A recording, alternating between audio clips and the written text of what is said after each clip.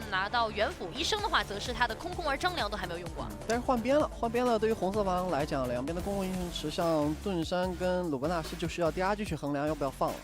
KSG 就不用考虑这些班位了。还有一个流浪的女娃，哎，那也是个吃分点。KSG 上来搬的还是狄仁杰。他搬这个就不搬元辅了。对。而且会卡掉对面鲁班大师的一个班位。公孙离直接搬射手。这个选择就是 DRG 这边你。空空儿是自己用过的，然后盾山跟鲁班大师公共英雄池3个辅助位，你要搬不完，起码能放给我一个，我还把公孙离给搬了。那你刚刚敖影也用了，那对于梦兰来讲，他面对到空空儿的冲击，他作为一个射手位，他要想的是怎么活下来，可能他也会考虑去玩吃叉这种英雄。对。他现在好像确实能考虑的比较好活的就是吃叉了，去打发育路。想听天籁之歌吗？朵莉亚可能是朵莉亚杨戬直接打空空儿。都没有这个福分。哎，左边确实是可以空空儿加女娲，执行人间的意志，就是一个点空加高爆发，主要是流浪的女娲实在是太有画面了。她女娲打杨戬也算是好打的一个中单了。天龙腾渊，凌霄上，敖影，向世不会也是敖影加女娲吧？破镜成台，一剑中，有可能啊，看这样子是有可能的，对吧？感觉敖影萌呀来了。这个空空儿加女娲一下子把我们的思绪又拉到了去年年总那段时间，空空儿加女娲真的胜率非常高，这个远程打击能力太强了。那你要说去年的话，流浪的女娲是自己全年 MVP 次数拿的最多的一个英雄了。是的，很 C。哎，两边这个英雄做了一定的互换。对的，也正是因为马超他可以比较好的限制到敖影这样的一些英雄，敖影的女娲花园拿了一把，打这个双 C 算是好打的了。没错。但是这样梦兰自己的英雄选择，如果对面稍微针对一下，他可能就不太好拿了。比如说可以搬一下他的吃叉，因为梦兰吃叉玩的比较好。这个版本比较好应对空空儿开团的射手，一个公孙离，一个敖影，还有这个一个就是发育路吃叉了。还有一手，我其实在昨天一个英雄出来了以后，我特别期待梦兰能拿到的。点券啊！李元芳。李元芳。对对对，因为梦兰之前也拿过5杀的李元芳嘛，22春的时候，那个时候应该是。然后李元芳，也有一定的自保能力嘛，因为刚刚想聊到的就是个点，对对对，还能抗压。对。DRG 这边是3班对抗路，老夫子都搬掉了。花园也是刚玩，也知道他能限制住马超。哇，梦兰笑得这么开心，他的吃叉都被搬了，看他怎么选吧。真来了，真来！李元芳。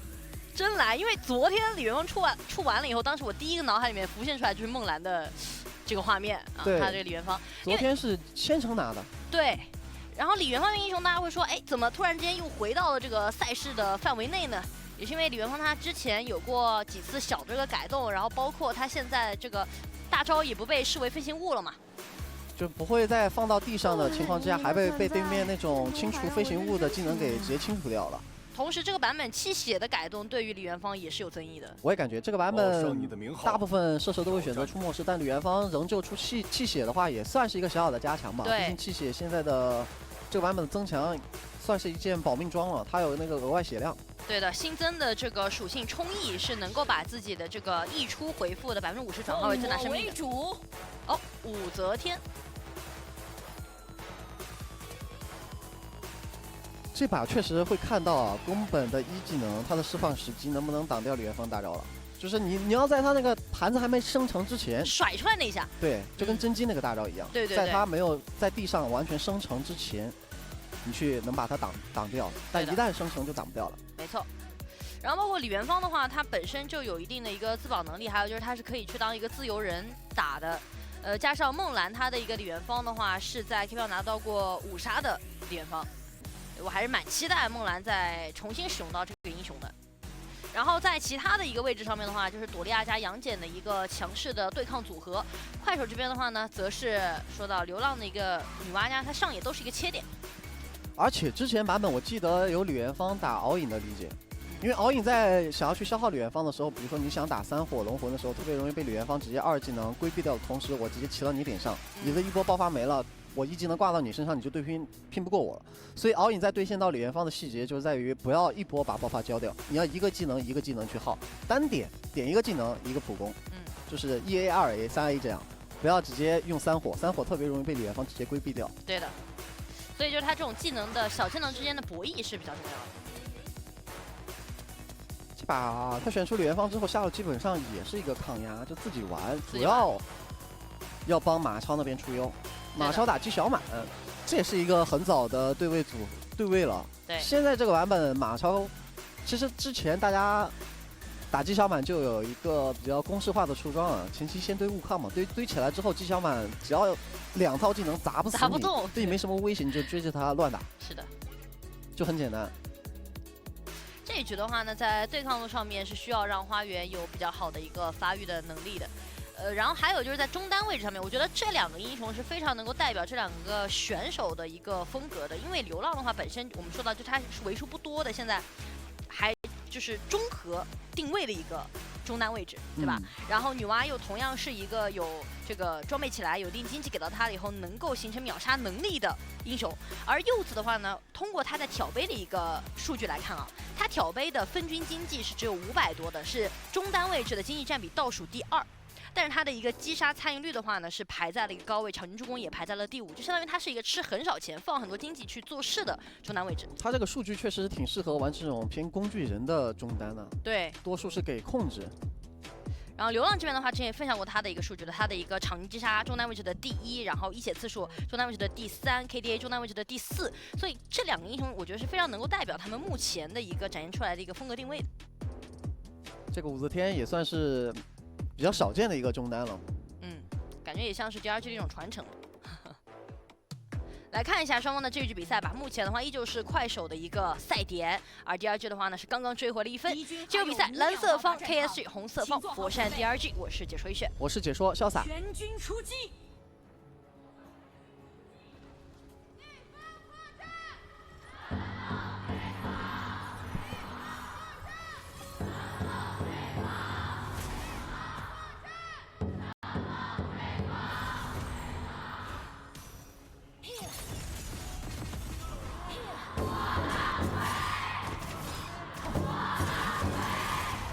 哦，上路可能要出事儿，人有点多啊！这小满没技能了，丝血再出1枪，花园第1滴血，1分钟还没到啊！因为 KSG 想的是我空空而过来帮忙缓解一波压力，马超1级抢线很强的，有击炮，但是没有想到的是半路杀出了一个呆佐利亚过来了，突然这个局势形成反转，姬小满都还没升2，所以他就没有技能了。对，他一套技能肯定前面已经交过了，这波呆来得很及时。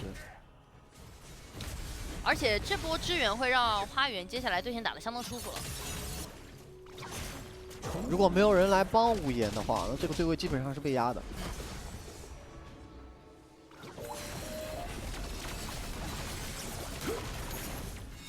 武则天这个大球中了，控到了一下。那无言的姬小满又要被打残。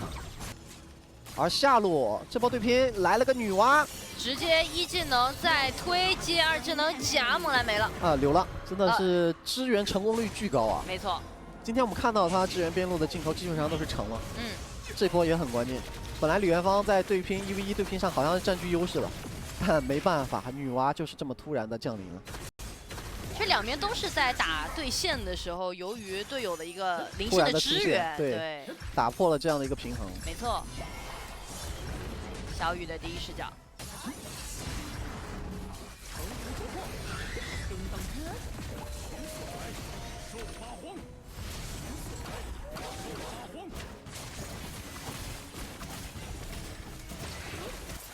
看下路，挂标。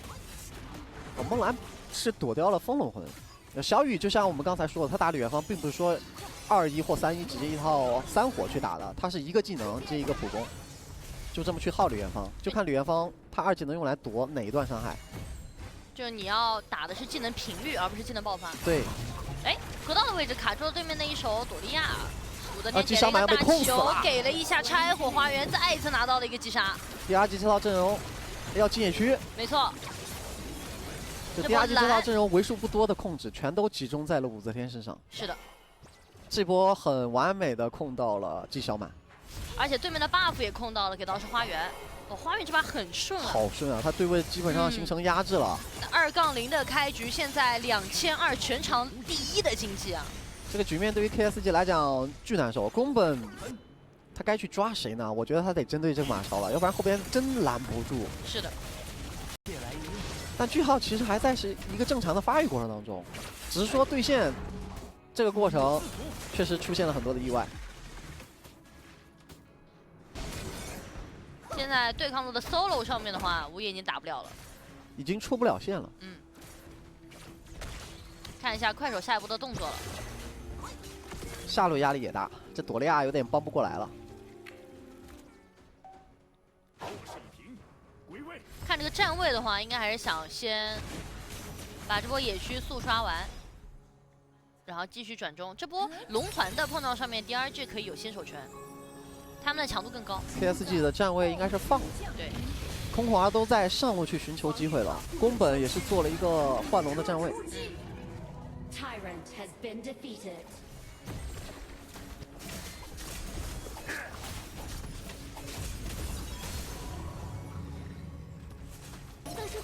不过回中被卡了一下。DRG 抢到了线权，上路单挑打不过呀，但是宫本在反蹲，一被马超一个位移躲了，给了一下控制，但是后续还是完成了击杀，队友支援了过来，先找对面的姬小满，杨戬拿到了这个击杀，但是线没有推进去的话追击不了了，可以转对面的蓝区。是，哎，李元芳出了一个单点的节奏，找到了女娲那个位置啊，打残，闪现换闪现，嗯，继续进蓝 buff。KSG 现在也确实只能去拖了，像 DRG 一样，把中一塔守好，过渡到敖影跟女娲有能力打团的阶段。是的。现在边路只能像刚才宫本那样去做反蹲，不能主动出击。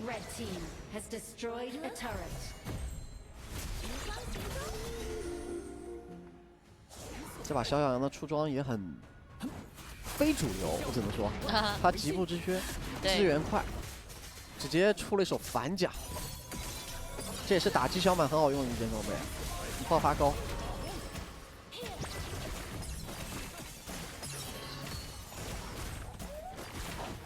杨戬这个点是他的强势期啊，双大。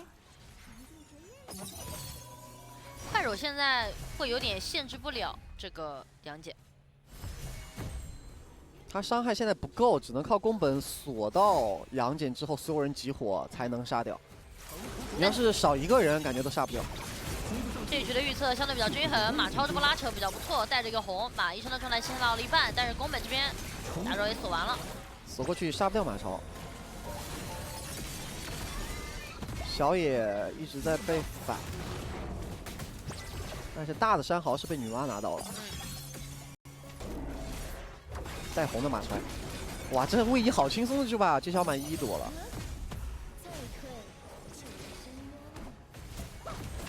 现在是DRG在提速的时候，想要继续控这个蓝 buff， 但这波没进去，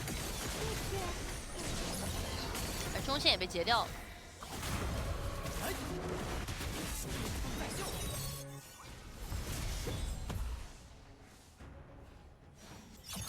整体现在的经济没有拉开特别多，基本上就在对抗路上面会有一些区别。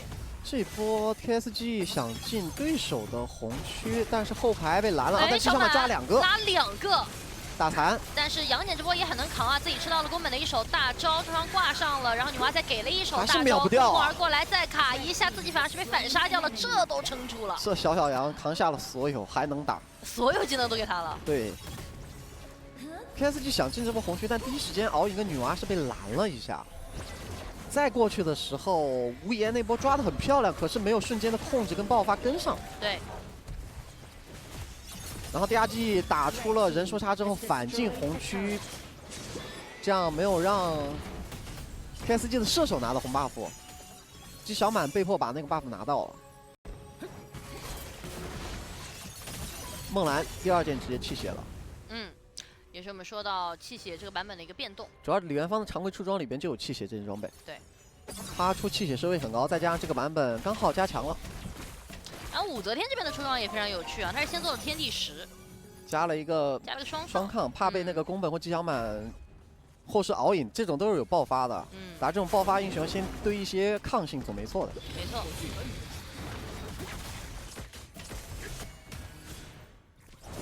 吸血输加铁律师，扛得住就能吸回来。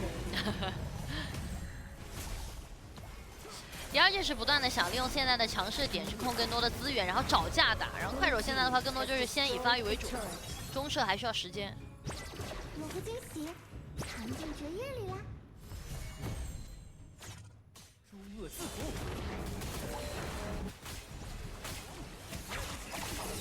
杨戬的被动被触发了，短时间内没架打了，谁都进不了谁的野区了。这波应该是各自收红区，就看这个红给谁了。感觉第二季这个红是直接给马超了，不给李元芳。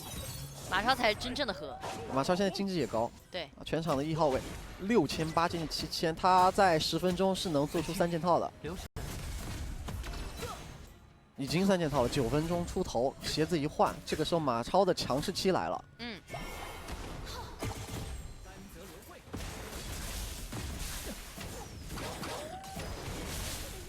差不多的一个经济，但这个时间打下去了以后，10分钟注定是要拼一波的，除非快手这边选择就发育，我就跟你直接去打一个换龙的节奏。是的，哎，我们现在看到了梦蓝这个李元芳的血条后边有一个这个额外的血量，就是弃血的被动所带来的。没错，这个血量最高可以到800，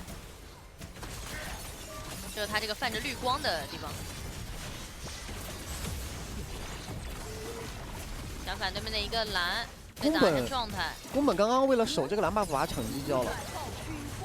对，这波拼龙是没逞的，要等一下 CD。哎，女娲这波夹一下，小满只能侧面给压力，第一时间不好进场。是的，因为李元芳握着2技能，握着一个闪现。看这波龙，他是可以骗的。敖影想上去先打一套，被李元芳2技能规避了一下，花园来了。一个人卡住对面小满的一个进场环境，但看到龙拉脱了之后 ，KSG 立马转中路，先把线做了，再过来看能不能有机会拼这条龙。是的，要给压力。这波杨戬法相触发，被触发之后的龙，被句号给抢了，句号拿到了，然后正面的话第一时间进去了以后，第二也倒2人，全被秒了，而且武则天这波也是难走，直接被小满给抓死。哇 ，KSG 这波大获全胜啊！这波开的太好了，这波龙。抢到了，人也杀了，下路还有波兵线，先把阿尔塔破了，暂时没有减速带，前面有个兵啊。这个复活时间的话，对 KSG 来讲，看看啊，他们的想法想直接一波，就算不一波也要逼你马超用命来清这个线。没错，先击为首马超，马超被秒了，直接给水晶了。下路兵线进来，猝死团吗？让我们恭喜 KSG 3比拿下赛季首胜。这个结果太突然了，真的就是一波猝死团啊！最后的那一瞬间，就快手他转念的那一个决策，在拉扯的过程当中的话，直接选择转火到了一个中路，把线推完了以后，然后。